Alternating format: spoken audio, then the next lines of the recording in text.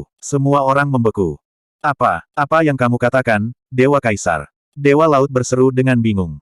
Meskipun Chang Xitian sudah pensiun, dia masih memanggilnya Dewa Kaisar karena kebiasaan. Kilatan mutiara ilahi laut dalam tumbuh dengan kekerasan yang tidak wajar. Itu seperti binatang buas yang baru saja terbangun dari tidurnya. Chang Xitian mencengkeram Deep Sea Divine Pearl dengan erat sambil perlahan-lahan memindahkannya ke ulu hati. Geramannya semakin lama semakin tidak manusiawi. Yu Ce bukan satu-satunya yang bisa menggunakan asal ilahi untuk menghasilkan kekuatan di luar batas dunia. Kali ini, tidak ada yang bisa mengatakan apapun sebagai tanggapan atas kata-katanya. Mata gemetar Chang Suhe perlahan kehilangan fokus. Aku tahu itu. Aku tahu itu. Dia sudah memiliki firasat samar ketika dia tiba-tiba meminta Deep Sea Divine Pearl darinya.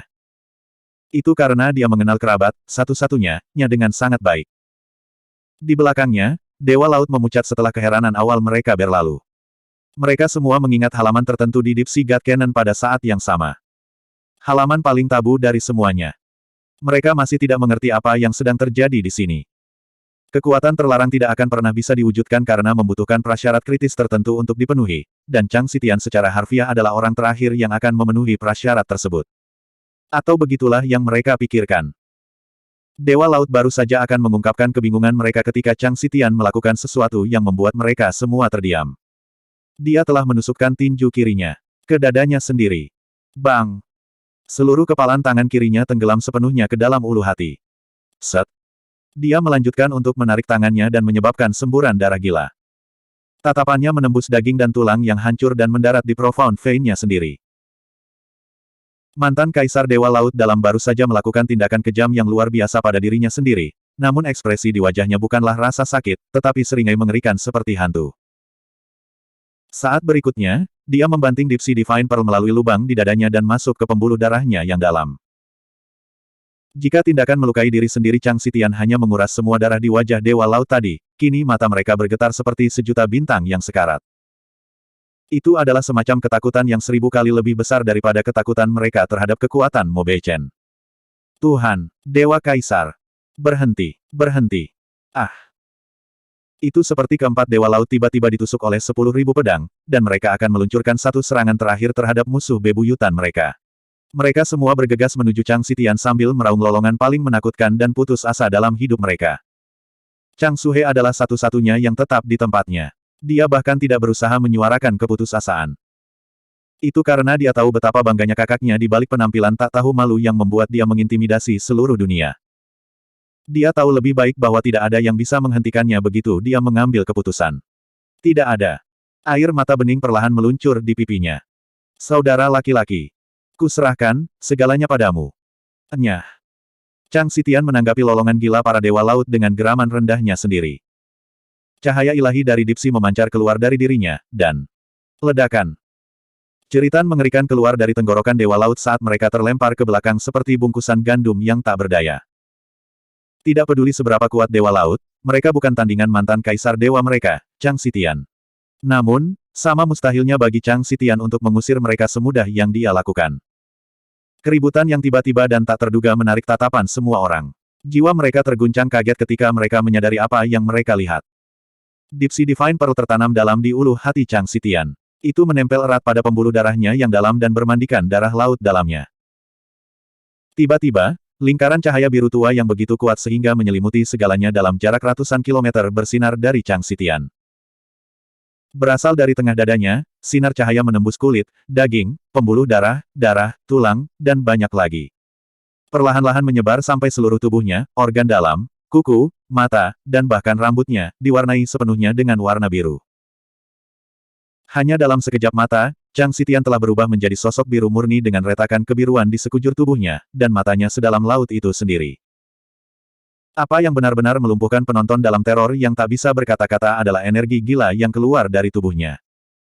Chang Xitian adalah mantan Kaisar Dewa dan kepala penegak saat ini. Tidak ada yang meragukan bahwa dia sangat kuat. Namun, kekuatan yang saat ini beredar di seluruh tubuhnya jauh lebih kuat dari batas absolutnya. Faktanya, itu perlahan tapi pasti merobek langit-langit kekuatan yang tidak dapat diatasi yang dikenakan pada semua Divine Master di dunia ini. Tidak hanya itu, cahaya biru tua yang bergetar masih terus meluas tanpa henti. Apa itu?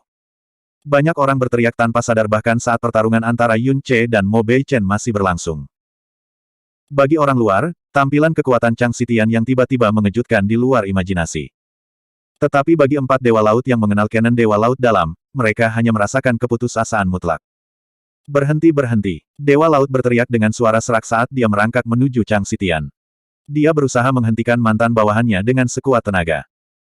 Namun, aura yang keluar dari Chang Xitian sekarang sedemikian rupa sehingga dia bahkan tidak bisa mendekatinya.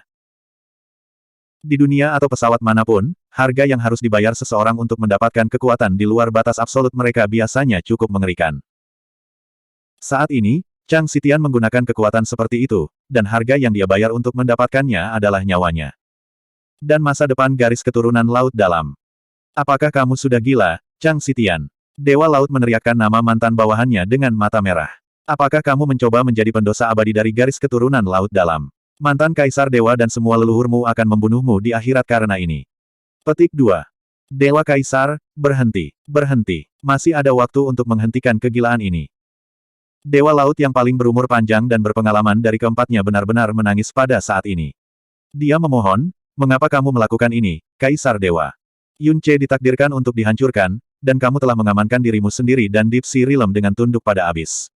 Jadi mengapa kamu menghancurkan masa kini dan masa depan kita dengan kekuatanmu? Memiliki dua tangan. Sekarang, tidak ada rambut di tubuh Chang Xitian yang tidak berwarna biru tua. Auranya telah menjadi badai laut yang mengamuk. Dia perlahan melihat kembali ke pengiringnya sebelum membuat geraman menghina di wajahnya yang benar-benar retak. Aku, tunduk pada abis. Apakah Anda serius baru saja mengatakan itu? Petik 2. Hehehe. Dia tertawa terbahak-bahak sebelum melanjutkan, alam dewa berusia 1 juta tahun, dan butuh alam laut dalam 700.000 tahun untuk akhirnya menjadi seperti sekarang ini. Namun, Yun Ce mendaki langit dan menaklukkan 4 wilayah ilahi ketika dia praktis masih bayi dalam usia kultivasi. Belum lagi dia adalah Mesias yang menyelamatkan Primal Chaos dari masa depan yang kelam. Dia mungkin penghuni alam yang lebih rendah, tetapi dia tidak dapat disangkal adalah salah satu dari kita dan keajaiban hidup di dunia ini. Jika saya harus menjadi anjing seseorang, maka saya lebih memilih dia daripada orang lain. Aku bahkan tidak akan mengeluh tentang itu. Tapi, suaranya menjadi serak dan kebinatangan. Menurut pendapat Mo Beichen, siapa dia? Dia adalah hiena yang melompat keluar entah dari mana, dan dia pikir dia bisa memerintahkan alam dewa untuk menyerahkan segalanya tanpa perlawanan. Dia pikir dia bisa menyuruhku menjadi anjingnya. Hahaha, benar-benar lelucon. Lelucon yang sangat buruk. Jeritan dan tawa gilanya memenuhi gendang telinga praktisi yang tak terhitung jumlahnya dengan darah. Tapi itu tidak seberapa dibandingkan dengan keterkejutan di jiwa mereka. Yun Ce adalah anggota Primal Chaos. Dia telah menaklukkan wilayah ilahi utara melalui kekuatannya sendiri dan meratakan 3 wilayah surgawi sesudahnya. Dia telah berjalan dari terendah-terendah ke tertinggi-tertinggi, menyelamatkan dunia, dan bahkan dikhianati olehnya. Seperti yang dikatakan Chang Xitian, Yun Ce adalah kaisar alam dewa yang tak terbantahkan dan keajaiban hidup Primal Chaos. Itu sebabnya dia tidak keberatan menjadi anjingnya. Tapi Mo Beichen, bukan hanya dia orang luar, dia benar-benar berasal dari alam semesta yang sama sekali berbeda. Dia, dalam arti kata yang paling harfiah, adalah seorang penyerbu. Deep Sea Divine Pearl bergetar. Setiap inci tubuh Chang Xitian termasuk darahnya telah berubah warna menjadi biru tua. Sekarang, auranya telah menjadi sangat luar biasa sehingga dia bahkan membuat Yun Ce dan Mo Beichen memalingkan muka sementara dari pertempuran mereka. Keempat Dewa Laut meregangkan mata mereka ke titik puncak saat mereka menatap Chang Xitian, tenggorokan mereka tidak dapat mengeluarkan suara untuk waktu yang sangat lama. Jika saya harus menyerahkan Laut Dalam ke abis. Kalau begitu aku lebih suka mengakhirinya sekali dan untuk selamanya. Dengan kedua tanganku sendiri. UGH, Bang! Deep Sea Divine Pearl tiba-tiba hancur berkeping-keping. Cahaya ilahinya berkedip begitu saja.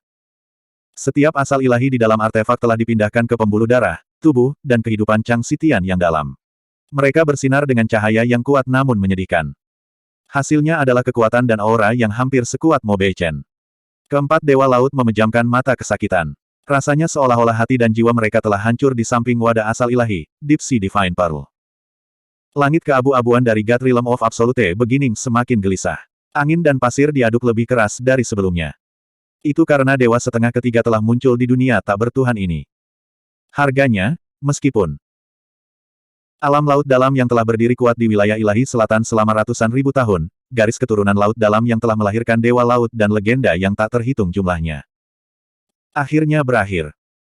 Mo, Bei, Chen, raungan bangga dan gila Chang Xitian memenuhi setiap jengkal dunia yang runtuh. Atas nama saya, DIE. Lautan literal dari energi biru tua yang berputar yang cukup besar untuk menghapus langit dan bumi itu sendiri menabrak Mo Bei Chen. Gemuruh. Perpecahan sepanjang 30.000 meter meletus di langit kelabu saat pedang dan perisai saling berbenturan. Pada saat yang sama, Yun Che dan Mo Bei Chen saling menjauh secepat meteor. Cahaya keemasan lainnya menghilang selamanya dari dunia ini, dan 6 cahaya bintang tersisa di tubuh Yun Che. Mo Bei Chen baru saja memuntahkan seteguk darah bau dan bersiap-siap untuk mereformasi formasi batunya ketika tiba-tiba, dia merasakan aura setengah dewa yang tidak wajar mendekatinya dari belakang. Raungan itu terutama mengguncang gendang telinganya sehingga menghasilkan dering bernada tinggi yang tak henti-hentinya. Saat Yun Che baru saja mengirimnya terbang dengan pedangnya, kekuatannya telah habis, dan dia tidak dapat menenangkan diri tepat waktu sebelum Chang Xitian dapat menghubunginya. Lebih tepatnya, dialah yang membanting kembali terlebih dahulu ke mantan Kaisar Dewa Laut Dalam. Dor. Dampaknya menyebabkan sedikit darah biru tua, atau lebih tepatnya, fragmen kekuatan ilahi Laut Dalam menyebar dari tubuh Chang Xitian. Nyatanya, tubuh fisiknya telah hancur total selama transformasi. Saat ini, dia hanyalah tubuh energi yang menampung kesadaran yang tersisa. Kedua pria itu tidak berpisah setelah hantaman hebat karena Chang Xitian telah mengunci lengan birunya yang dalam di leher Mo Bei Chen, dan kaki birunya yang dalam di sekitar tubuh bagian bawahnya begitu mereka melakukan kontak satu sama lain. Sir bodoh. Mo Bei Chen meledakkan auranya bahkan tanpa melihat ke belakang ke arah Chang Xitian. Ledakan. Retakan. Ledakan yang terdengar membosankan merobek lengan kiri Chang Xitian dari leher Mo Bei Chen dan mematahkannya seperti ranting. Tapi itu segera kembali ke posisi semula sesaat kemudian. Pada saat yang sama, cahaya ilahi laut dalam mengalir dengan sungguh-sungguh dan memenuhi langit dengan sinar cahaya biru yang tak berujung. Mereka melilit tubuh Mo Bei Chen dan menguncinya sepenuhnya di tempatnya. Tidak hanya itu, kekuatan tanpa suara menggerogoti formasi batunya seperti merkuri yang melarutkan emas. Bang! Ledakan energi lain menghantam Chang Xitian titik kosong, menyebabkan percikan pecahan biru dan puluhan retakan meletus di keempat anggota tubuhnya. Namun, ledakan itu tidak hanya gagal untuk mengalah sedikit pun, anggota tubuhnya menggali lebih dalam seolah-olah Chang Xitian mencoba menghancurkannya dengan tangan kosong. Chang Xitian, kamu! Mo Bei Chen terkejut dan marah, tetapi kedua anggota badan Chang Xitian dan cahaya biru menempel padanya seperti gangren di tulangnya. Dia tidak bisa bergerak tidak peduli bagaimana dia berjuang. Yun Che. Telinganya berdering lagi saat Chang Xitian melolong di atas paru-parunya. Pada saat itulah sebuah komet hitam yang membawa 6 cahaya bintang emas di tubuhnya jatuh dari atas. Murid Mo Bei Chen melebar saat pedang Kaisar Iblis Pemukul Langit terbang lurus ke arah ulu hati. Tang! Formasi batu besar melintas, dan ratusan retakan kecil muncul di sekitar titik tumbukan. Ini adalah kerusakan terburuk yang dideritanya sejak itu muncul di dunia ini. Chang Xitian tidak hanya mengunci Mo Bei Chen di tempatnya. Dia juga menghabiskan banyak kerusakan untuk melahap energi pelindungnya. Yun Che terpental menjauh dari formasi batu lagi, tapi dia menangkap dirinya secepat mungkin dengan God Ash, berputar di udara, dan berlayar menuju Mo Bei Chen sekali lagi. Ujung pedang Kaisar Iblis Pemukul Surga melakukan kontak dengan formasi batu sekali lagi.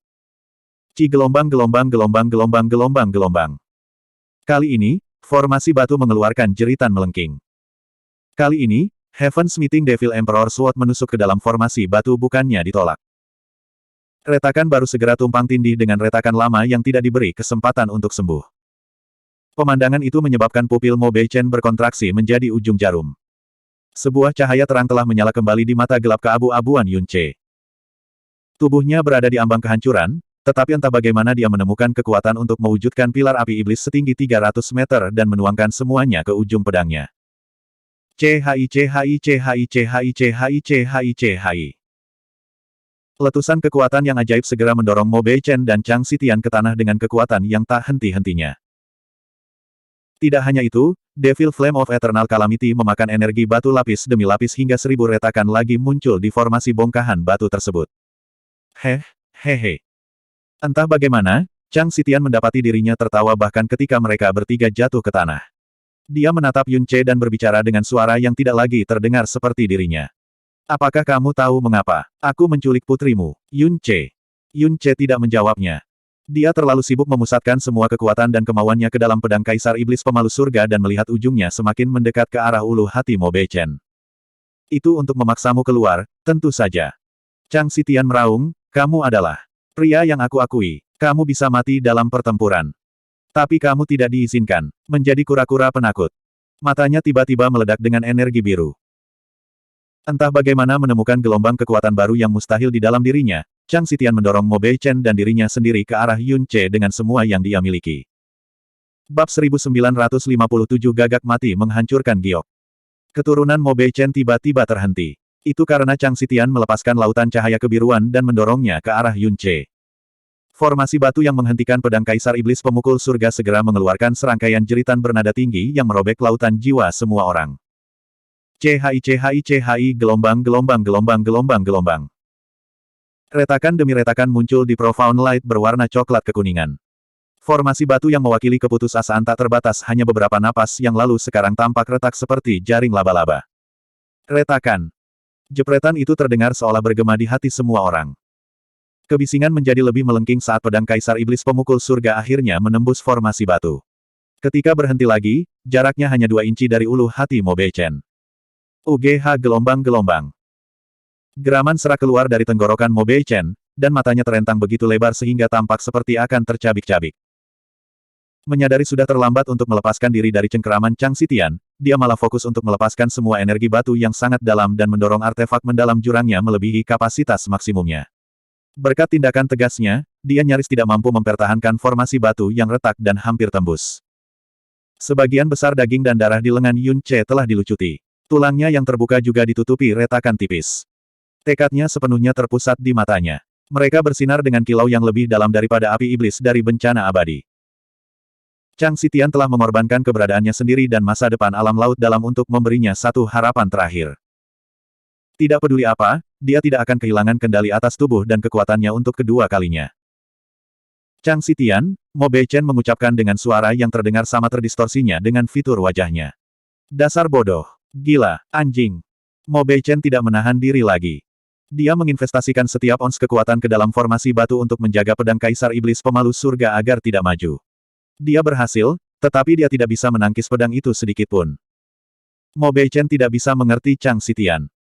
Pria itu telah memilih untuk tunduk, dan dia telah menerima penyerahannya. Janji Abyssal Knight lebih berat dari 10.000 gunung. Mantan Kaisar Dewa Laut Dalam dan garis keturunannya akan menikmati kedamaian abadi dan status yang lebih besar di sisi dunia ini.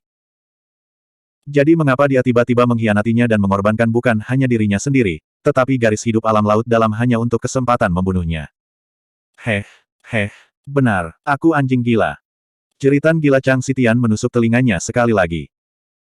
Saat ini, Mo Beichen sepenuhnya mengerti bahwa pria ini adalah anjing gila yang tidak akan melonggarkan cengkeramannya sampai mereka pergi ke neraka bersama.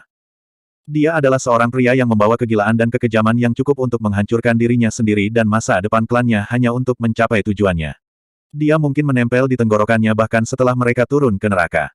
Yun Ce, aku bersumpah, jika kau gagal menusuk keparat ini, aku akan membunuhmu di akhirat sendiri. Setiap kali Chang Xitian berbicara, suaranya terdengar semakin terdistorsi dari sebelumnya. Tubuhnya yang biru tua juga runtuh setiap detik. Namun, kekuatan penguncian Mo Beichen di tempatnya tidak pernah goyah bahkan untuk sesaat. Bro, pipi Chang Suhe benar-benar basah oleh air mata sejak lama. Seolah menanggapi teriakan Chang Xitian, mata Yun Ce tiba-tiba berkilat ungu. Di belakang cahaya itu ada gambar naga kuno. Skree. Tangisan keras bergema di langit, dan dewa perwujudan gagak emas turun ke dunia ini. Pada saat yang sama, gambar bangga Dewa Naga melonjak ke langit. Sangat membebani dia untuk menggunakan Profound Handle, God Manifestation dalam kondisinya saat ini sebagai hal yang biasa. Ciang. Dua asal ilahi Laut Selatan hancur pada saat bersamaan. Naga itu mengeluarkan raungan yang mengejutkan semua yang hidup. Mengaum. Deru naga dan pekikan gagak emas bergema di seluruh alam dewa awal mutlak. God Ash memperkuat energi mendalam Yun Ce melebihi apapun yang pernah disaksikan oleh alam semesta saat ini, tetapi efeknya pada energi jiwanya sangat kecil. Dia hampir di ambang kehancuran, dan Mo Beichen adalah setengah dewa. Tidak ada kemungkinan domain Dewa Naga bisa menghancurkan lautan jiwa Abyssal Knight, apalagi membuatnya pingsan dalam waktu lama. Konon, itu masih jiwa Dewa Naga.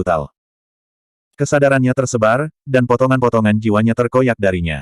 Secara alami, dia tidak dapat mempertahankan keluaran energi batu yang sangat dalam atau kendalinya atas artefak jurang yang dalam. Faktanya, hampir 60% kekuatannya hancur begitu saja. Pada saat inilah Dewa Gagak Emas mewujudkan, pegangannya yang dalam telah berubah menjadi melepaskan api pemusnahannya dan mengubur Mo Beichen dan Chang Xitian di lautan api emas. Tidak hanya itu, api hitam yang membakar dari Dewa Yunce tumbuh 300 meter lagi, dan dia mengeluarkan teriakan yang membuat Heaven Smithing Devil Emperor Sword menembus batasnya lagi. CHI-CHI-CHI-ZZT. BOMKRAK.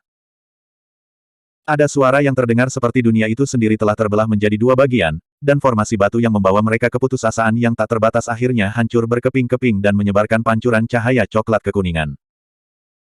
Jantung semua orang berhenti ketika pedang Kaisar Iblis Pemukul Surga akhirnya melakukan kontak dengan ulu hati Mo Beichen. Dang! Darah dan daging berserakan di mana-mana, tetapi suara yang sampai ke telinga semua orang salah. Mereka seharusnya mendengar suara daging Mo Beichen terbelah seperti kain robek, bukan suara terkutuk dari logam yang berbenturan dengan logam. Mereka melihat, dan menemukan dengan ngeri bahwa formasi batu ketiga telah menghentikan serangan Yunce. Itu adalah bagian dari pelindung dada yang dikenakan Mo Beichen. Formasi batu yang utuh sepenuhnya. Pedang Kaisar Iblis Pemukul Surga benar-benar berjarak beberapa milimeter dari dada Mo Beichen, tapi pedang itu tidak bisa bergerak lebih jauh bagaimanapun caranya. Petik 2 titik. Tanda seru petik 2. Yunce menggertakkan giginya begitu keras sehingga darah benar-benar keluar dari gusinya. Hehahaha. Mo Beichen perlahan mengangkat kepalanya. Jiwanya masih mengejang kesakitan, tetapi matanya sudah kembali jernih. Sudut bibirnya ditarik menjadi senyum yang menyakitkan tapi jahat. Bagaimana itu? Untuk keputusasaan, dia berteriak dengan suara serak sebelum perlahan mengedarkan energi mendalamnya yang tersebar sekali lagi. Dia adalah seorang ksatria pelindung di antara para ksatria abisal. Untuk melindungi adalah tugas sumpahnya. Seorang wali tidak bisa melindungi orang lain tanpa melindungi diri mereka sendiri terlebih dahulu. Batu abadi, pada kenyataannya, adalah baju besi lunak yang bertubuh penuh. Pelindung lengan yang menutupi lengannya hanyalah sebagian saja. Jika perisai lengan dimaksudkan untuk melindungi orang lain, maka baju besi perak dimaksudkan untuk melindungi dirinya sendiri. Tentu saja, mereka berdua memiliki perlawanan yang luar biasa. Tidak hanya itu, formasi batu besar yang akan terpicu secara otomatis saat pemakainya dalam bahaya tersegel di dalam soft armor. Ini adalah pertama kalinya formasi boulder aktif sejak dia memakai Eternal Boulder. Dia tidak pernah membayangkan bahwa pertama kali memicu itu akan terjadi di dunia rendahan ini, bukan abis atau kabut tak berujung. 1. Mengatakan bahwa itu memalukan akan meremehkan abad ini. Murid Yunce semakin membesar. Giginya benar-benar hancur karena tekanan yang dia berikan pada mereka. Namun, tidak peduli berapa banyak api Golden Crow yang terbakar dan Devil Flame of Eternal Calamity melahapnya, ujung pedangnya menolak untuk maju bahkan 1 milimeter ke depan. Formasi batu baru mulai retak sedikit demi sedikit. Tetapi dengan hanya 4 asal ilahi laut selatan yang tersisa di tubuhnya, kemungkinan dia akan merobeknya sebelum mereka semua hancur hampir tidak ada. Kamu reptil rendahan. Tidak, pantas. Ini. Dengan raungan kemarahan, rasa malu, dan pelepasan, dia menghilangkan efek intimidasi jiwa Dewa Naga dan jiwa Kaisar Iblis Nirvana Chi Wu Yao pada saat yang bersamaan. Saat matanya akhirnya mendapatkan kembali fokus normalnya, energinya yang dalam mulai beredar dengan sungguh-sungguh sekali lagi. Formasi batu terakhir bersinar lebih terang, dan tingkat pertumbuhan retakan melambat menjadi merangkak. Di kejauhan, Chi Wu Yao bergoyang keras di kakinya saat lautan jiwanya jatuh ke dalam keadaan gempar. Untungnya, Jie Xin dan Jie Ling ada di sana untuk segera menangkapnya. Pada akhirnya, 9 inci baja halus tidak cukup untuk menembus 30.000 meter kayu mati. Jiwa iblis Chi Wu Yao telah menderita jumlah kerusakan yang belum pernah terjadi sebelumnya setelah Mo Beichen mengusirnya dengan jiwanya sendiri. Ahahaha.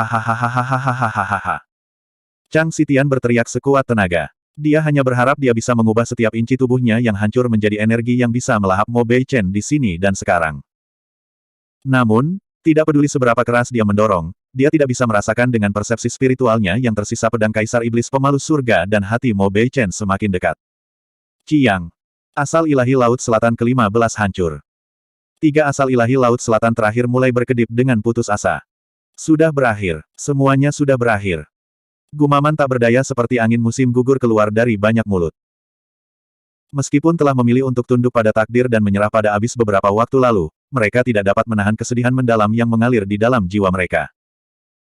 Raungan Chang Xitian telah menembus lutut mereka yang tertekuk dan jiwa yang gemetar ketakutan seperti pedang yang tak terbatas. Pria itu sendiri telah menyalakan bintang biru harapan di mata semua orang. Tiba-tiba, mereka tidak mau lagi tunduk pada takdir. Mereka sangat berharap agar Kaisar Yun dan Chang Xitian bisa memusnahkan penjajah abisal. Bahkan jika mereka tahu itu hanya akan memberi mereka kedamaian sementara. Bahkan jika mereka tahu mereka ditakdirkan untuk dilahap oleh abis. Setidaknya seseorang dari dunia mereka akan menolak dan bahkan menentang peluang.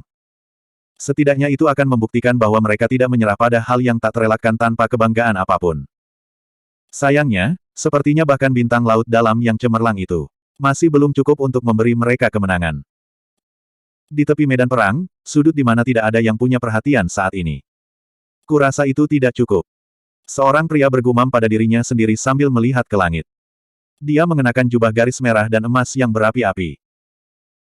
Api emas yang tampak seperti 2 matahari bersinar di belakang matanya, dan dia tampak sangat muda sehingga orang yang bodoh tidak akan mengenalinya sebagai raja kerajaan dari alam dewa api. Huo Poyun. Dia berbalik dan menghadap Yan Wanchang, Yan Juhai, dan Huo Ruli. Ketiga Master Sekte merasakan sesuatu dan memandangnya juga. Tampaknya ada sesuatu di dunia ini yang bahkan tidak bisa dia lakukan. Kalau begitu, giliranku sekarang, kata Huo Poyun sambil tersenyum. Dia mungkin satu-satunya yang tahu betapa rumitnya emosi yang ada di balik senyumnya sendiri. Dan di sini saya pikir saya akan melewatkan kesempatan ini. Poyun, kamu. Huo Ruli tergagap sambil mengangkat tangan. Huo Poyun perlahan mengalihkan pandangannya ketiga ketua sekte sebelum kembali ke depan. Dia berkata perlahan, Tuan dan ketua sekte, saya pergi. Saya mempercayakan Flame God Realm ke tangan Anda. Hadiah pendidikan dan dosa mengkhianati tanggung jawabku. Maaf, tapi aku harus membayar hutangku di kehidupan selanjutnya. Poyun. Poyun. Yan Wanchang dan Yan Juhai berteriak dan meraih bahu Huo Poyun secara bersamaan. Kamu berbeda dari mereka, Poyun. Kamu berbeda dari kami semua. Yan Wanchang menggelengkan kepalanya berkali-kali sambil mengencangkan cengkeramannya. Dunia mungkin diserahkan ke kutukan abadi, tapi kamu. Dia akan membawamu ke abis dan mengubahmu menjadi Abyssal Knight yang kuat. Anda bahkan dapat mencapai alam dan masa depan yang lebih tinggi yang bahkan tidak dapat diimpikan oleh siapapun. Ini mungkin bencana bagi kami, tetapi ini adalah kesempatan seumur hidup untukmu. Siapapun bisa mengorbankan hidup mereka untuk melindungi dunia ini, tapi bukan kamu. Kamu sama sekali tidak punya alasan untuk melakukan hal seperti itu. Qiyang. Asal ilahi Laut Selatan lainnya menghilang dari tubuh Yun Ce. 2 lampu surgawi Laut Selatan terakhir berkedip redup dan redup, tapi tetap saja tidak mampu menghancurkan formasi batu coklat kekuningan itu. Huo Poyun tidak bergerak atau melihat kembali ke arah mereka. Tatapannya sepenuhnya tertuju pada pria dalam api hitam itu. Berkali-kali saya mengalami kebingungan, ketidakpastian, disorientasi, kehilangan, impulsif, penyesalan, ketakutan, gentar, keengganan, dendam, dan banyak lagi dalam hidup ini. Suaranya begitu lembut dan damai sehingga Anda hampir bisa melewatkan emosi di baliknya. Tapi kali ini saja, saya dapat menyatakan dengan pasti bahwa saya tidak merasakan sedikit pun ketakutan atau penyesalan di tubuh saya. Faktanya, saya hampir bisa mendengar suara yang mengatakan bahwa saya telah menjalani seluruh hidup saya. Untuk saat ini, Yan Wanchang dan Yan Juhai membeku, tidak bisa mengatakan sepatah kata pun sebagai tanggapan. Pada saat inilah sepasang tangan meraih pergelangan tangan Master Sekte dan, dengan gemetar namun tegas, melepaskannya dari bahu Huo Poyun. Pergilah, Poyun. Huo Ruli berkata dengan suara seperti pasir, aku telah melihat pertumbuhanmu sejak kamu masih kecil. Tak terhitung berapa kali aku senang, dan beberapa kali aku marah dan kecewa padamu. Namun, ada satu hal yang tidak pernah berubah sejak awal. Mata Huo Ruli yang terbakar selamanya entah bagaimana menjadi berkabut. Kamu adalah, dan akan selalu menjadi, kebanggaan terbesarku. Huo Poyun mendorong telapak tangannya ke belakang. Ledakan. Gelombang panas mendorong tiga master sekte dan semua praktisi terdekat jauh, jauh darinya. Api di bawah kakinya, dia naik ke langit dan berlari lurus ke arah Yun Ce. Api keemasan menjadi hidup di tubuhnya. Itu tidak besar, tapi sangat kaya dan mempesona. Cahaya keemasan menghilangkan kegelapan, menembus medan perang setengah dewa, dan menerangi langit dan bumi. Segera, tidak ada satu inci pun dari dunia yang tidak cerah keemasan. Semua orang menoleh untuk melihat ke arah timur. Mereka adalah penguasa ilahi dan guru ilahi, namun mereka hampir tidak dapat menahan cahaya keemasan yang menyinari mata mereka. Apa itu? Api emas terus menyala terang. Namun, bukan energi mendalam Huo Po Yun yang memicunya. Itu adalah tubuhnya, garis keturunannya, jiwanya, imannya. Semuanya. Dia melihat ke bawah ke tangannya. Jari-jarinya sudah berubah menjadi api murni. Bagian tubuhnya yang lain semakin kabur dan kabur juga. Ingat ini, Yun Ce. Pada akhirnya, Anda masih berutang satu kepada saya. Dan kali ini, kamu tidak akan pernah mampu membayar hutang ini. Darah asal dan jiwa asal yang diberikan jiwa gagak emas kepadanya dan kebanggaan seumur hidupnya. Semuanya membara sepenuhnya. Jiwa terakhirnya mungkin telah membungkus dirinya di sekitar Mo Beichen. Tapi tatapannya, tidak pernah lepas dari punggung Yun Ce. Apa yang terdengar seperti penghakiman terakhir dari dewa sejati kuno, gagak emas bergema di telinga semua orang. 9. Surga, menangis. Dari, mati, gagak, dan, hancur, giok. Bab 1958 akhir dari Mo Beichen. Dua asal Dewa Laut Selatan terakhir bisa membuatnya bertahan selama 4 napas lagi. Bahkan jika durasinya 10 atau bahkan 100 kali lebih lama, tubuhnya tidak akan bertahan selama itu. Sudah, tidak ada satu bagian pun di tubuhnya yang dalam kondisi baik. Jika dia orang lain, dia pasti sudah mati. Formasi batu terakhir sedang dilahap sedikit demi sedikit, tetapi untuk menghancurkannya dalam 4 tarikan napas. Itu tidak mungkin. Giginya yang terkatup mengendur, dan emosi yang mengamuk di balik mata hitamnya berangsur-angsur melebur ke dalam genangan kegelapan yang dalam. King Yue, aku sangat ingin menghargai semua yang kau tinggalkan untukku. Tapi pada akhirnya, saya. Vena mendalam dewa jahatnya mulai bergetar hebat. Pola merah mulai muncul satu demi satu. Dengan daging dan darahku, Asura pantai lainnya. Dahulu kala di alam Dewa Bintang, dia rela berubah menjadi Asura untuk menyelamatkan Jasmine dari kematian tertentu. Pada akhirnya, dia bisa bangkit kembali dalam keadaan tidak sempurna berkat Flame of Nirvana milik Phoenix. Namun kali ini, tidak akan ada jalan kembali. Saat dia berubah menjadi Asura adalah saat dia mati. Tepat sebelum dia akan mengaktifkan kekuatan terlarang Evil God, seberkas emas murni menembus matanya dan menembus langsung ke jiwanya. Itu tidak hanya mewarnai dunia, tetapi lautan jiwanya dengan emas merah. Teriakan burung gagak terdengar benar di samping telinganya.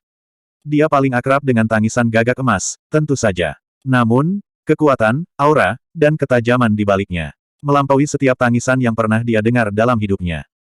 Bahkan darah gagak emas di tubuhnya telah mendidih dalam sekejap. Dia tidak melihat ke belakang, tetapi gambaran menyeluruh dari gagak emas telah muncul di lautan jiwa Yun Ce. Di God Realm of Absolute Beginning, semua yang hidup mengangkat kepala mereka. Dan menatap satu-satunya gambar gagak emas. Sayap emasnya membakar ruang dan membuat retakan emas panjang saat mereka terbuka lebar. Itu mengeluarkan tangisan sedih yang melengking sebelum menabrak Mo Beichen. Di zaman kuno, burung vermilion, Phoenix, dan gagak emas adalah 3 penguasa api tertinggi. Masing-masing dari mereka memiliki api pamungkas yang hanya bisa dibakar sekali dalam hidup mereka. Mereka, penebusan vermilion, Phoenix Nirvana, dan gagak emas menghancurkan giok. Api penebusan dan api Nirvana adalah api yang menyala setelah vermilion Bird dan Phoenix mati. Tapi itu tidak berlaku untuk gagak emas. Api Golden Crow hanya cocok dengan emosinya. Nyala api pamungkasnya sama. Itu adalah api kehancuran di mana gagak emas mengorbankan dirinya untuk membunuh musuhnya. Kematian lebih disukai daripada penghinaan. Api penebusan burung vermilion selamanya hilang dari dunia ini. Itu tidak akan pernah muncul lagi. Api Nirvana Phoenix pernah terbakar untuk Yun Ce, tapi itu adalah hadiah dari roh Phoenix dan bukan produk dari garis keturunan dan jiwa Phoenix-nya sendiri. Akibatnya, itu sangat lemah dan tidak lengkap. Meski masih bisa mencapai kelahiran kembali, itu hanya menyelamatkan nyawa Yun Ce tapi bukan kultivasinya. Feng Shuer bisa menyalakan api Nirvana yang sebenarnya, tapi nyala api itu sudah habis digunakan oleh Yun Ce. Oleh karena itu, dia tidak akan bisa hidup kembali meskipun dia memiliki warisan Phoenix yang lengkap. Dengan kata lain, nyala api Nirvana juga telah hilang selamanya dari dunia ini. Sampai saat ini, satu-satunya api pamungkas yang masih tersisa di dunia ini adalah yang terukir di garis keturunan Golden Crow milik Huo Poyun. Dan barusan, itu telah dinyalakan untuk pertama dan terakhir kalinya. Seluruh dunia diliputi oleh teriakan dan cahaya terakhir gagak emas. Bahkan dewa terwujud gagak emas Yun Ce benar-benar kewalahan. Kekuatan ilahi yang turun dari atas lebih besar dari setengah dewa Mo Bei Chen, lebih besar dari bentuk tidak stabil yang dicapai Chang Xitian dengan pengorbanan pamungkas, dan lebih besar dari Yun Ce di God Ash. Huo Poyun tidak terlihat di dunia api emas. Namun, mereka semua tahu dengan kepastian mutlak bahwa kehadiran dan seruan ilahi tidak lain adalah milik dewa sejati kuno, gagak emas. Mo Bei Chen hanya bisa menatap kosong saat binatang ilahi yang tampaknya muncul dari alam ilusi kuno semakin dekat. Pupilnya melebar sepenuhnya, dan mulutnya terbuka lebar. Dia tidak bisa mengeluarkan suara bahkan setelah gambar gagak emas benar-benar mendominasi penglihatannya. Itu karena api emas yang terang disertai dengan tekanan jiwa yang mengerikan yang benar-benar menghancurkan jiwanya. RUMBUZZ. Burung gagak mengeluarkan satu teriakan terakhir dari kekuatan yang tak terbatas dan tekad yang menyedihkan sebelum mendarat di tubuh Mo Bei Chen. Detik berikutnya, Flame of Jade Sater menelan segalanya. Seluruh dunia adalah api emas. Di luar medan perang, para penonton menatap langit seperti zombie tak berakal. Itu karena apa yang mereka lihat hanya bisa digambarkan sebagai turunnya matahari yang sebenarnya. Namun, hanya segelintir dari mereka yang tahu bahwa matahari yang jatuh adalah keajaiban terakhir dari dewa sejati gagak emas, dan akhir dari salah satu jenius terhebat di dunia. Seorang jenius yang, terlepas dari masa depan tanpa batas di depannya, memilih kematian. Hahaha. Hahaha. Jeritan mengerikan Mo Bei Chen dan tawa gila Chang Xitian berbaur bersama di tengah lautan api kemasan. Flame of Sateret Jade membakar semuanya secara merata, atau seharusnya, tapi tidak sehelai rambut pun di tubuh Yun Ce yang terluka. Seperti es padat yang berjemur di bawah sinar matahari tengah hari, formasi batu Mo Bei Chen meleleh dengan kecepatan yang terlihat di bawah lautan api. Retakan yang mengelilingi ujung pedang Kaisar Iblis Pemukul Surga juga menyebar lebih cepat dari sebelumnya. Qiyang. Asal ilahi laut selatan lainnya hancur menjadi debu. Dia hanya memiliki satu asal ilahi yang tersisa untuk mendukungnya sekarang. Pikiran dan kekuatan mereformasi dan mencapai puncaknya dalam sekejap, Yun Ce mengabaikan darah yang mengalir keluar dari bola matanya seperti banyak air mancur mini, menghancurkan semua gigi di mulutnya dalam sekejap, dan melolong seperti hantu paling brutal di lubang neraka. Ternyata, keajaiban melahirkan keajaiban. Entah bagaimana, dia dapat memanfaatkan gelombang kekuatan yang lebih besar dari hampir semua yang telah dia kumpulkan sampai saat ini meskipun tubuhnya terkuras dan hampir roboh. Mati. Mati. Ada sudut dalam jiwanya yang dingin dan mati untuk waktu yang lama, dan Huo Poyun menghidupkannya kembali dengan Flame of Sateret Jade yang dia bakar dengan hidupnya. Dia meraung pada Mo Bei Chen dengan semua yang dia miliki. Heaven's Meeting Devil Emperor Sword menanggapi kemarahan mutlaknya dengan menggali lebih keras ke arah solar plexus Mo Bei Chen.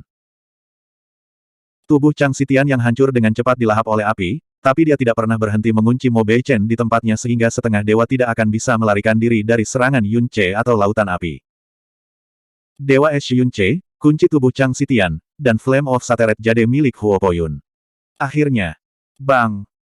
Ada suara nyaring yang terdengar seperti pecahan kaca yang menembus udara, dan formasi batu ketiga. Akhirnya hancur di bawah pedang Yun Ce. Dunia di mata Yun Ce tiba-tiba melambat sangat kecil. Dia bisa melihat setiap helai energi yang dalam berhamburan dan menyebar dari formasi batu yang pecah. Untuk waktu yang lama, cahaya coklat kekuningan hanyalah cahaya keputusasaan yang dipancarkan Mo Bei Chen pada mereka, tapi sekarang, itu adalah cahaya keajaiban. Mo Bei Chen telah menempatkan semua energinya yang dalam ke dalam formasi batu besar. Dia bahkan tidak menyisihkan satu ons kekuatan pun untuk melapisi tubuh fisiknya dalam kemilau aura pelindung. Dengan kata lain, dia benar-benar tidak berdaya setelah formasi batu terakhirnya dihancurkan. Dunia Mo Bei Chen menjadi sama lambatnya dengan dunia Yun Ce. Dia secara refleks mengisap perutnya dalam upaya sia-sia untuk menghindari pedang Yun Ce, tapi dia hanya bisa melihat saat pedang yang terbakar menembus formasi batu yang hancur, menyentuh kulit di solar plexusnya. Dan masuk tanpa perlawanan. Ujungnya, bilahnya, pedang itu tidak berhenti sampai benar-benar menembus tubuhnya. Akhirnya, dia berhadapan langsung dengan mata hitam Yun Ce yang mendidih. Pedang Kaisar Iblis Pemalu Surga telah menusuk Mo Bei Chen sepenuhnya. Secara alami, Chang Xitian tertusuk dengan itu. Dia Ling.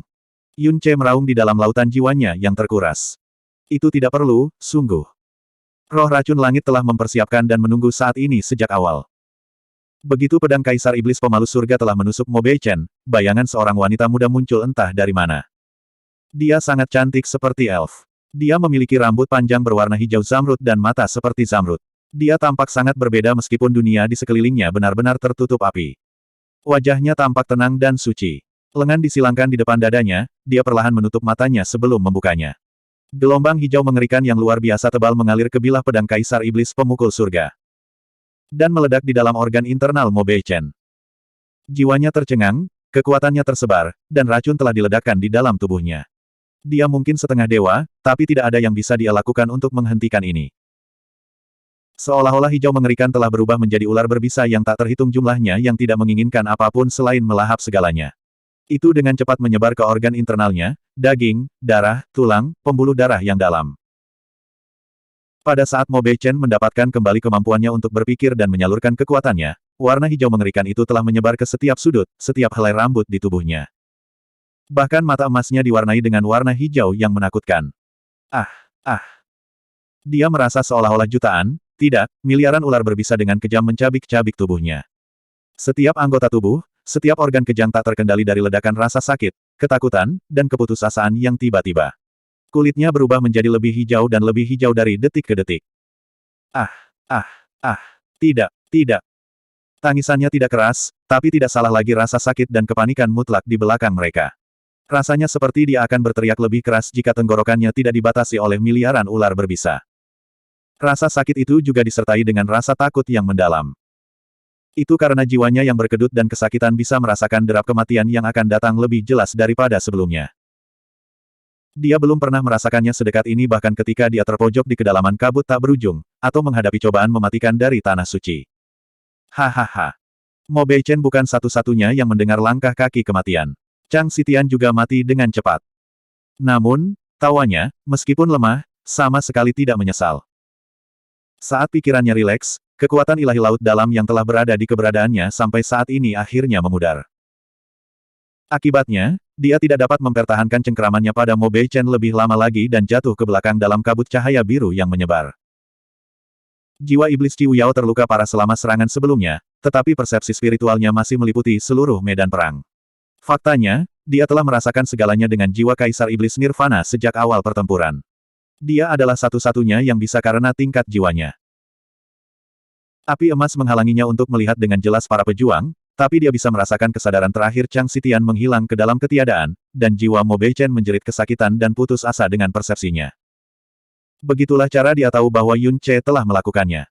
Pertempuran belum berakhir. Momen paling gila dan paling mematikan bagi seekor hiena adalah ketika ia berada di ambang kematian. Teleportasi Yun Ce kembali sekarang, Mei Yin. Dia mendesak Sui Mei Yin dengan suara jiwanya. Pada saat yang sama, World Piercer turun dengan kekuatan penuh. Namun, Sui Mei Yin tidak melepaskan energi ilahi merahnya meskipun dia telah bersiap untuk melakukannya sejak awal. Dia tidak dapat bertindak bahkan setelah Ciu Yao berteriak dalam jiwanya untuk mengambil tindakan. Masalahnya adalah medan perang dipenuhi dengan kekuatan setengah dewa. Itu adalah tingkat distorsi yang tidak seperti apapun yang pernah disaksikan dunia tak bertuhan ini, apalagi bertahan. Mereka membelokkan ruang, medan energi, penglihatan dan bahkan persepsi seperti orang gila, belum lagi dia sangat jauh dari Yun Ce sekarang. Dia tidak bisa menentukan posisi spasial Yun Ce dalam waktu singkat. Serangan Mo Beichen semakin menyakitkan. Sebagai seorang ksatria pelindung, dia sangat kebal terhadap banyak racun dan korupsi yang mematikan, namun energi pelindungnya sama sekali tidak mampu mengeluarkan racun mengerikan yang mengamuk di dalam tubuhnya. Itu karena itu adalah racun langit dari mutiara racun langit. Mo Beichen merasa seolah-olah dia jatuh ke jurang maut. Keputusasaannya semakin dalam hingga akhirnya, semuanya berubah menjadi kegilaan. Sebuah lolongan penuh tenggorokan, paru-paru meledak tiba-tiba keluar dari tenggorokan Mo Beichen. Alih-alih menyalurkan energinya yang tersisa untuk mengusir racun langit, dia malah menyulap ledakan besar. Ledakan. Kekosongan raksasa langsung muncul di dalam api yang melemah. Dalam kehampaan itu, tubuh Chang Xitian yang hancur pecah menjadi beberapa bagian sebelum lebih jauh hancur menjadi bintik debu biru yang tak terhitung jumlahnya. Di bawah cahaya fajar, tampak seperti sisa-sisa bintang biru di ambang kematian. Nyaris tidak sadar, Yun Ce memusatkan kekuatan terakhirnya di depan dirinya sendiri.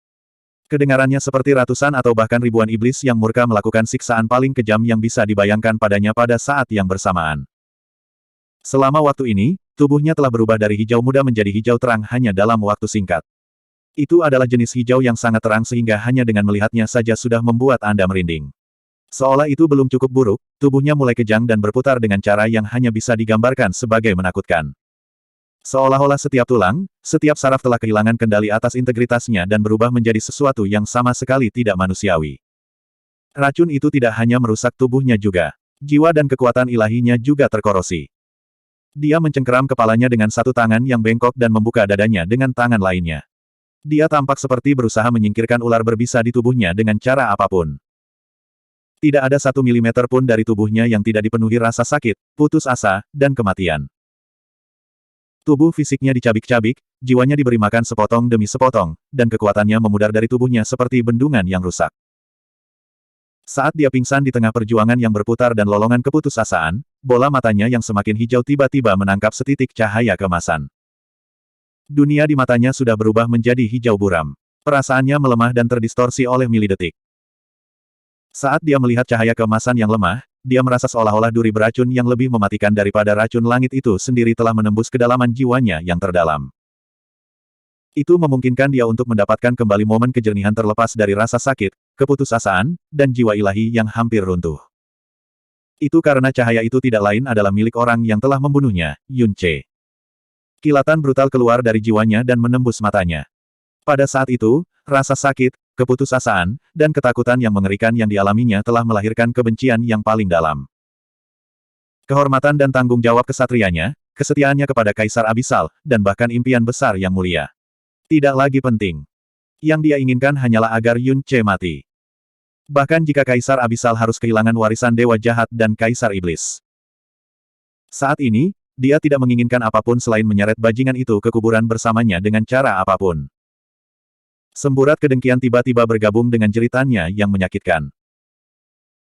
Mengumpulkan setiap kekuatan tekad yang tersisa dalam jiwa ilahinya, dia mengunci aura Yun Ce, memeras setiap ons energi di dalam tubuhnya yang sekarat, dan menyulap tombak batu sepanjang 2 meter lebih sedikit di depannya.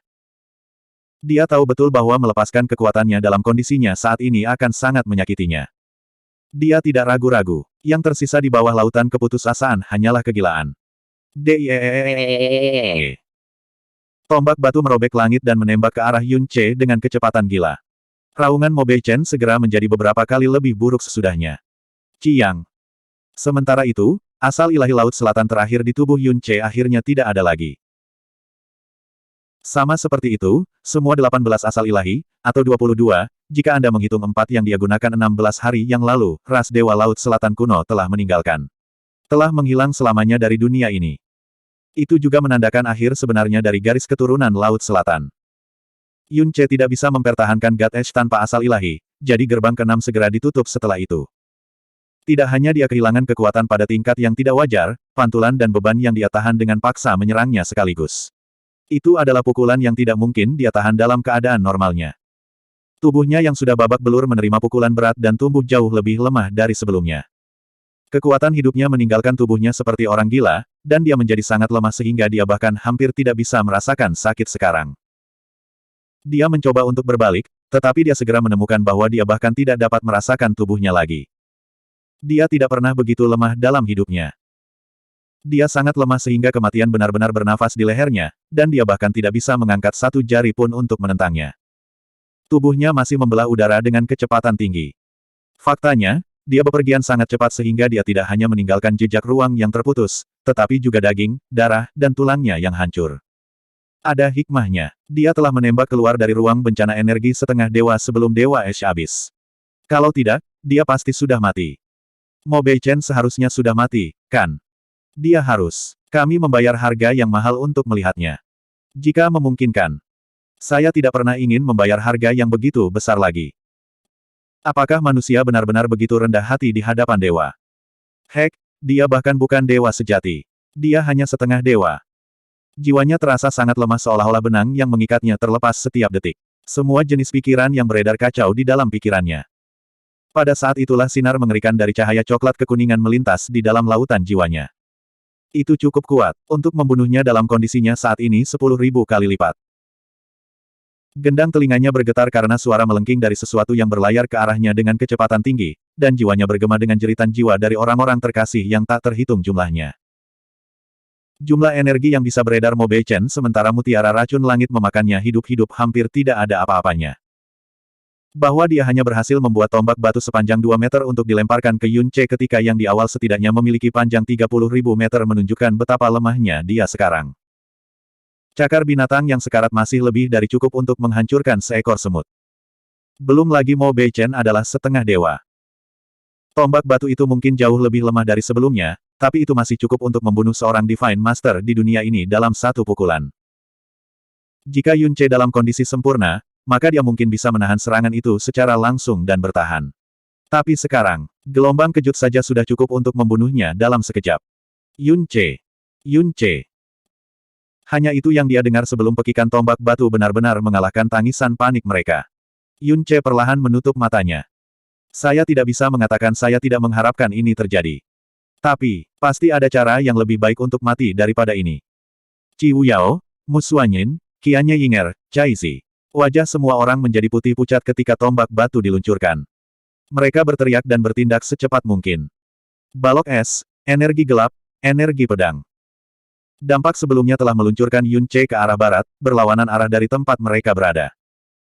Mereka sudah terlalu jauh darinya sejak awal, dan dia terbang ke arah yang berlawanan.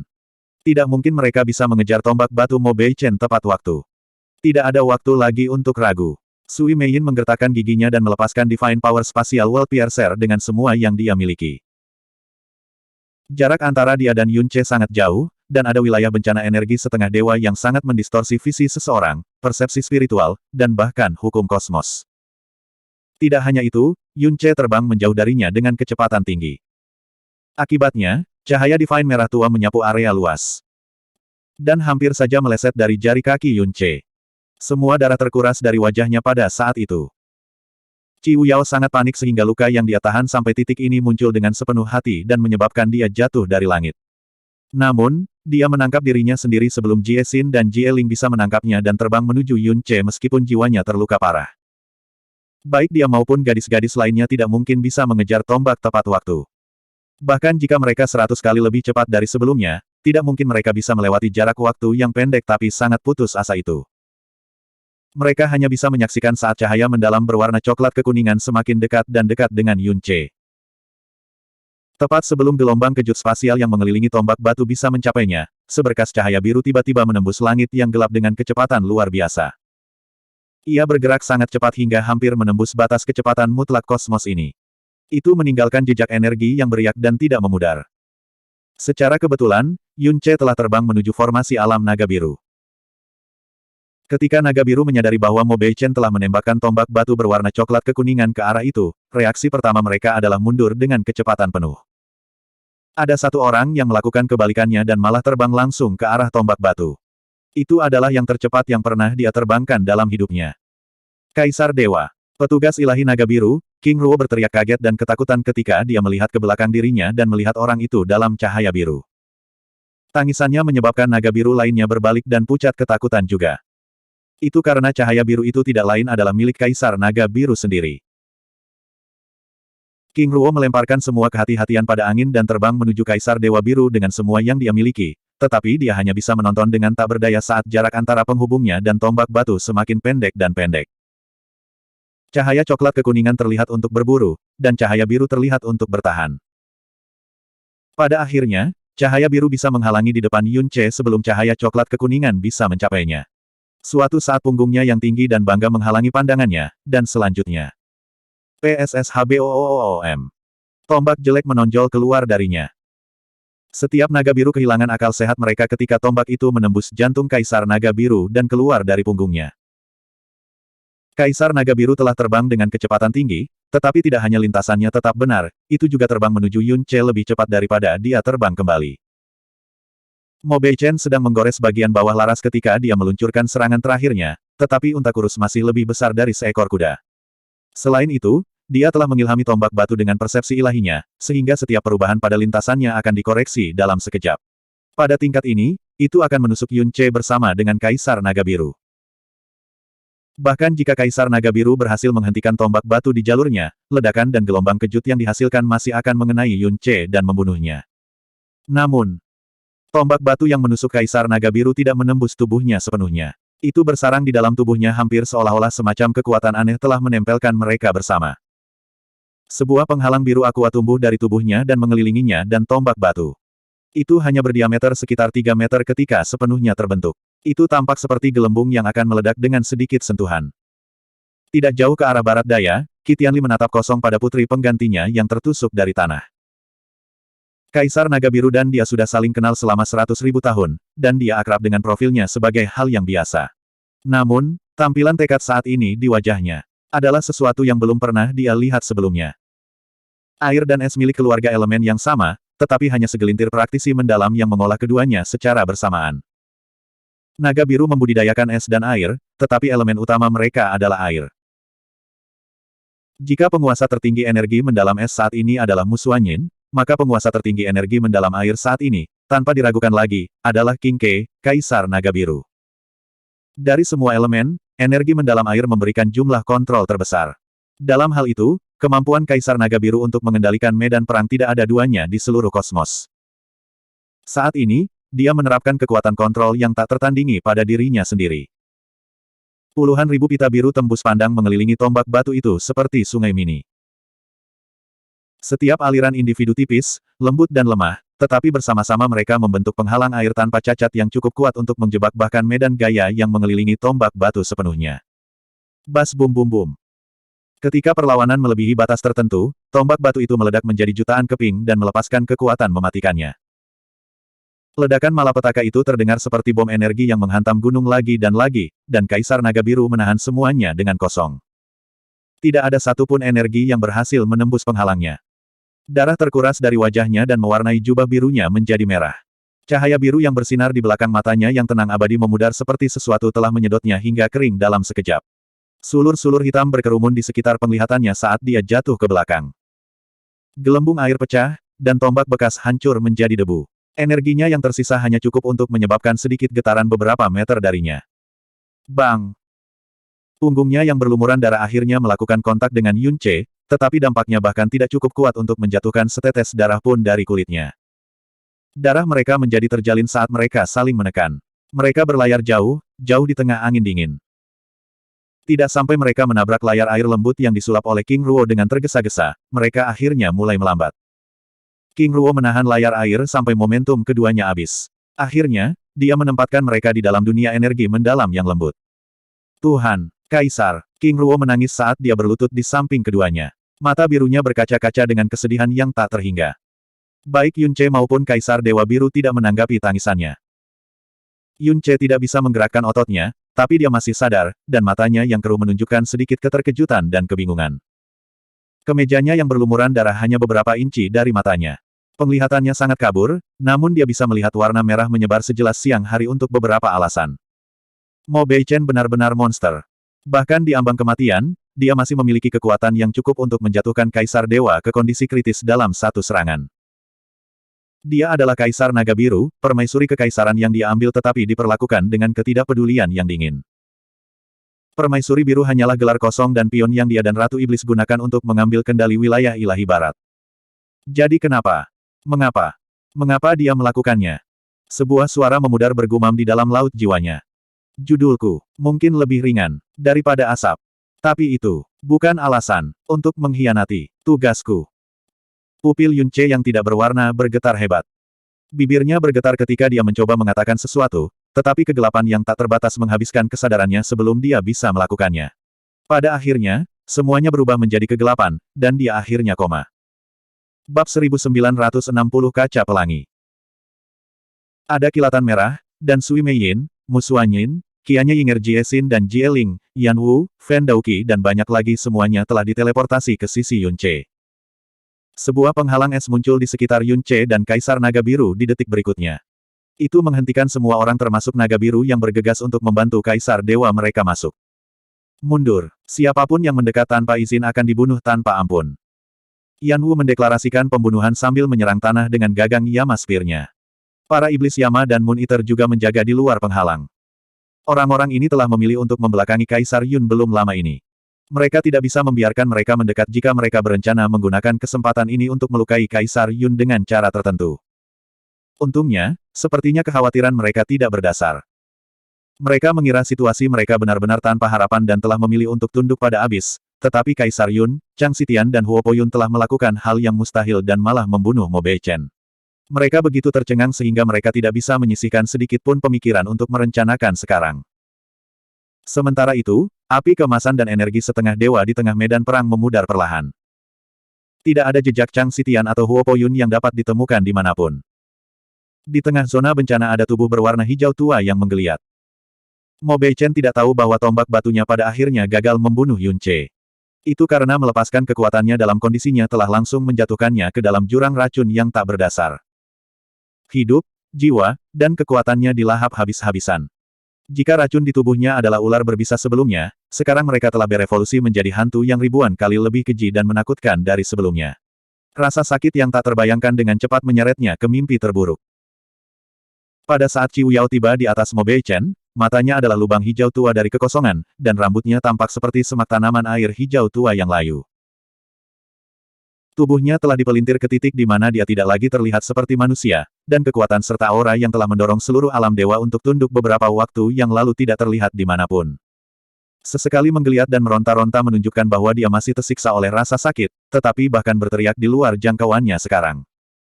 Saat itu, racun langit sendirian membuat Brahma Monarch Realm putus asa. Namun, kekuatan yang ditampilkannya saat itu bahkan tidak mendekati ini. Itu sampai pada titik di mana dia hampir bertanya-tanya apakah ini bukan racun langit, tapi sesuatu yang lain. Saat itu, Raja Brahma mampu berjuang untuk waktu yang lama sebelum Qianye Fantian akhirnya menyeret mereka ke Yun-che dan membeli kelangsungan hidup kerajaannya dengan kematiannya. Mo Beichen jauh lebih kuat daripada Raja Brahma dan Kaisar Dewa Langit Brahma sebagai hal yang biasa, namun pria itu praktis meleleh dari racun langit hanya dalam beberapa tarikan napas. Ada yang tidak beres, pikir Qiu Yao segera. Dia adalah wanita yang cerdas sejak awal, dan dalam hal ini tanda-tandanya benar-benar mustahil untuk diabaikan. Tidak ada waktu untuk merenungkan hal ini. Dia mengumpulkan jiwa iblisnya yang terluka dengan susah payah. Di belakangnya, Caizi turun dari langit dan menjatuhkan pedang iblis serigala surgawi di atas Mo Beichen. Jangan bunuh dia, bisik Qiu Yao.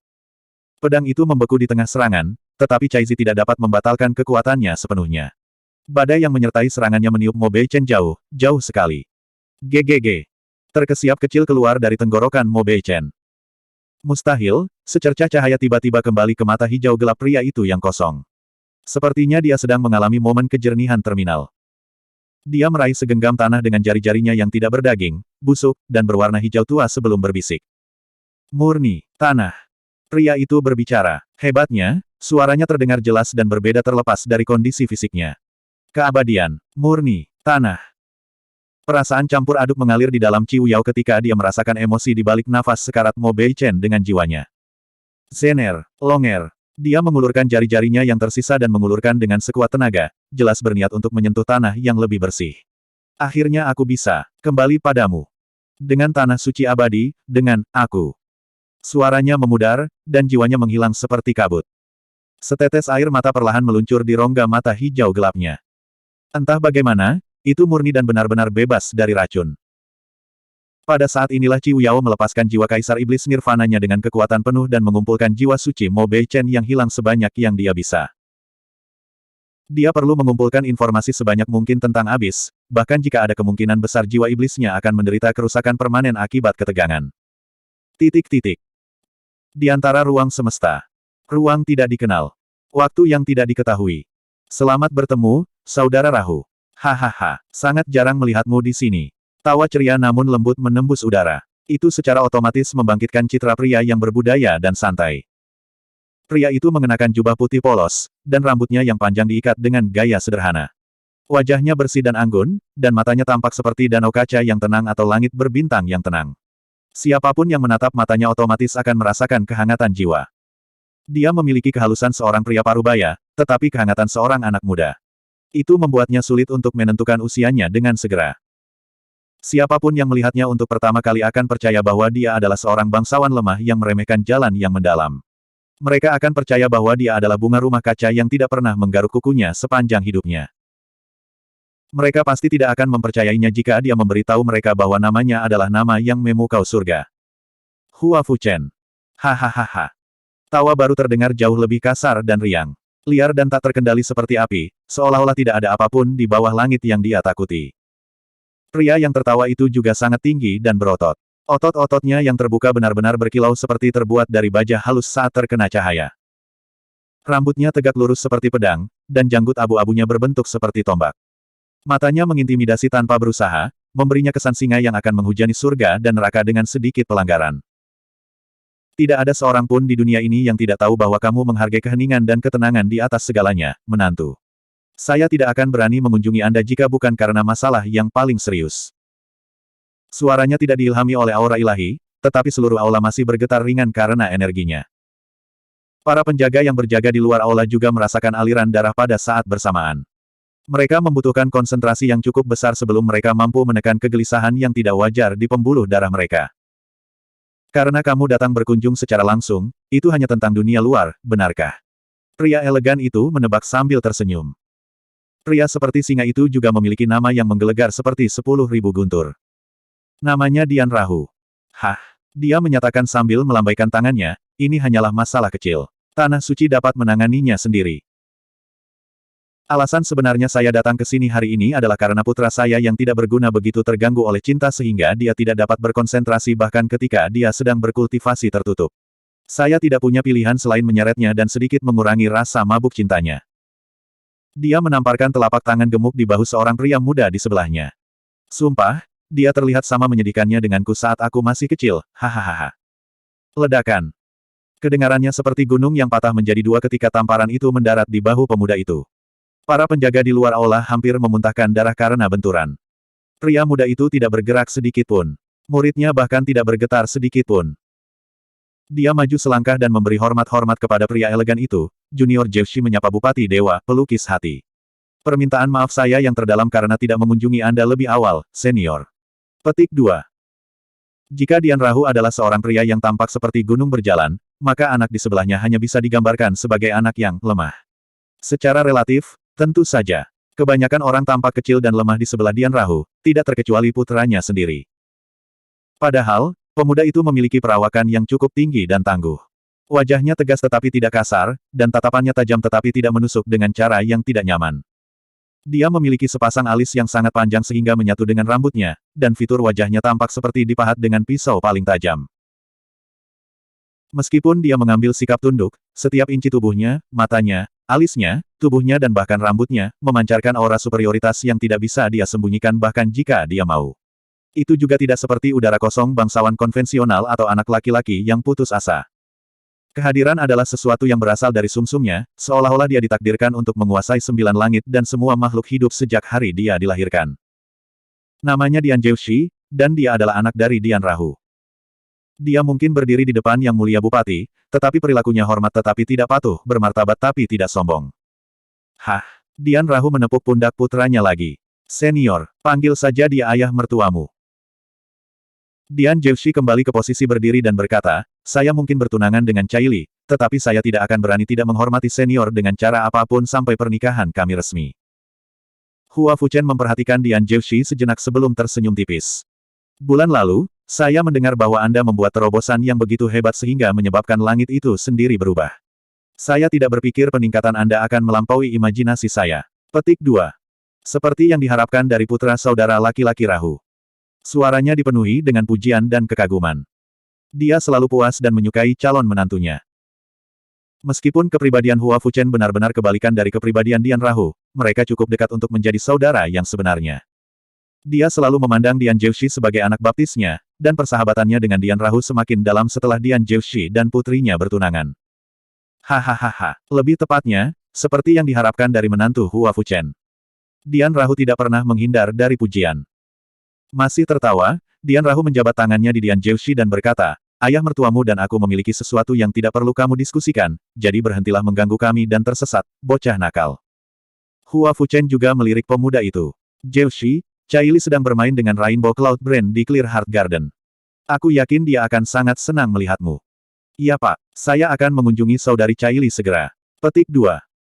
Sebelum dia bisa menggerakkan ototnya, Dian Rahu tiba-tiba menendang pantatnya dan membuatnya terbang keluar dari aula. Pada saat yang sama, suaranya menggelegar. "Berhentilah membuat ayahmu merinding, anak nakal. Pria macam apa yang bersikap begitu formal saat mengunjungi wanitanya sendiri? Siapa wanita di sini, demi keparat?" Hehehe, Hua Fuchen menggelengkan kepalanya sambil tersenyum. "Ayolah, bagaimana anak-anak kita membawa diri adalah urusan mereka. Ngomong-ngomong, meja anggur sudah disiapkan, jadi mari kita bergegas. Sudah beberapa tahun sejak kita bisa minum seperti ini, jadi aku tidak akan membiarkanmu pergi sampai perut kita terbakar." Cabang awan pelangi adalah bunga aneh yang hanya tumbuh di tanah suci. Kelopaknya halus dan berwarna putih bersih, tetapi mereka memancarkan pelangi samar ketika di bawah cahaya. Jika beberapa cabang awan pelangi berkumpul bersama, sangat mungkin untuk salah mengira mereka sebagai awan pelangi yang telah turun menjadi debu. Itu adalah pemandangan yang indah untuk sedikitnya. Sayangnya, mereka juga fana seperti awan. Angin kencang bisa menyebarkan mereka dengan mudah. Itulah mengapa mereka perlu dirawat dengan sangat hati-hati. Dian Zhouxi berhenti ketika dia tiba di tepi lautan cabang awan pelangi. Untuk sesaat, dia lupa di mana dia berada dan apa yang dia lakukan. Di dunia yang dikelilingi oleh debu jurang, cabang awan pelangi, bunga ajaib dari tanah suci adalah kemewahan yang mustahil yang mungkin tidak pernah dilihat oleh kebanyakan orang dalam hidup mereka. Seluruh taman mereka akan dengan senang hati menyerahkan segalanya hanya untuk melihatnya sekilas. Tuan taman ini sangat memuja cabang awan pelangi. Itu sebabnya ayahnya yang penyayang memindahkan seluruh kebun mereka ke kediamannya meskipun biayanya besar untuk dirinya sendiri. Apa yang menyebabkan Dian Zhouxi kehilangan jiwanya bukanlah lautan pancaran pelangi, melainkan gadis yang berdiri di tengahnya. Jika lautan bunga seindah mimpi, maka gadis itu adalah impian dari semua mimpi indah. Matanya seterang giginya, dia memiliki wajah yang bisa menjatuhkan negara dan bangsa hanya dengan melihatnya sekilas. Kulitnya mulus seperti batu giok, dan selembut bunga. Menyebutnya sebagai penjelmaan peri akan menjadi penghinaan baginya. Dia adalah kecantikan tiada taraf yang bisa membuat bunga terlipat, dan bulan menyembunyikan diri karena malu. Ekspresi yang tak terhitung jumlahnya melintas di benaknya, tetapi itu tidak lama sebelum dia ditinggalkan dengan kekosongan total.